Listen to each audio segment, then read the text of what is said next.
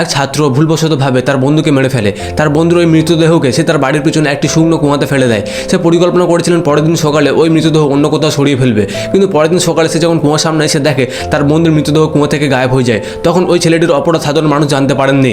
বেশ কয়েক বছর পর ওই ছেলেটি তার কর্মক্ষেত্রে তার বসের সাথে ঝামেলা হয়। ওই ঝামেলাতে সে তার বসকেও মেরে ফেলে এবং তার বসকে ওই একই কুয়াতে ফেলে দেয়। পরের দিন সকালে উঠে দেখে তার বসের মৃতদেহ আগের মতো এবারে গায়েব হয়ে গেছে। তখন সে ভেবেছিল এই কুয়াতে মৃতদেহ লুকিয়ে রাখার একটি হয়তো জাদু রয়েছে। বেশ কয়েকদিন পর সে তার নিজের স্ত্রীকেও মেরে ফেলে এবং তখন সে ভাবতে লাগলো তার অপরাধ লুকানোর একমাত্র জায়গা হলো ওই শুকনো কুয়া। তাই সে তার নিজের স্ত্রীর মৃতদেহকে ওই কুয়াতে ফেলে দেয়। এক্স্যাক্টলি একইভাবে পরের দিন সকালে সে কুয়ার সামনে এসে দেখে তার স্ত্রীর মৃতদেহ আগের মতো গায়েব হয়ে যায়। বেশ কয়েক বছর পর ওই ছেলেটির মা যখন বৃদ্ধা হয়ে যায়, তখন সে তার মাকে বোঝা মনে করে তার মাকেও মেরে ফেলে। তার মাকেও ওই একই কুয়াতে ফেলে দেয়। সে ভেবেছিল আগের মতো মৃতদেহ ওই কুয়া থেকে গায়েব হয়ে যাবে, তাই সে পরের দিন সকালে ওই কুয়ার সামনে এসে দেখেনি। কিন্তু কয়েকদিন পর পাড়া প্রতিবেশীরা ওই কুয়ার মধ্যে একটি ডেড বডি দেখতে পায় এবং পুলিশকে ইনফর্ম করে। পুলিশ অবশেষে ওই ছেলেটিকে ধরে নিয়ে যায়। এখন দিমাগ লাগাও, সমস্ত মৃতদেহ গায়েব হয়ে যাওয়ার পরও কেন তার মার মৃতদেহ গায়েব হয়ে যায়নি? কমেন্টে জানিয়ে দাও।